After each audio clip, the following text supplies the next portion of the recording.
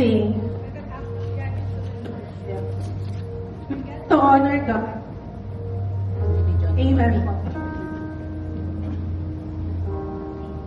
Ayun, so yun nga po, we got to honor God with what He already provided. So today po, let's give a thankful heart, acknowledging that we are simply returning a portion of what God has graciously placed in our hands. Amen po? Amen. Ayan, bago po tayo mag-pray, just a reminder, meron po mga envelopes sa mga upuan. We encourage you to write your name, your number, and your prayer request. Kasi pinag-pray po yan ng finance team natin. And for cashless naman po, merong mga QR codes sa likod ng upuan. You can scan it din po. Ayan po, sige po, let's pray. Let's bow our head.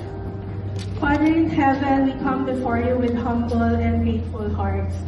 Thank you for every blessing that you have given us. We acknowledge, Lord, that everything that we have belongs to you. Lord, today po, as we give our offerings, itama niyo po yung mga puso namin.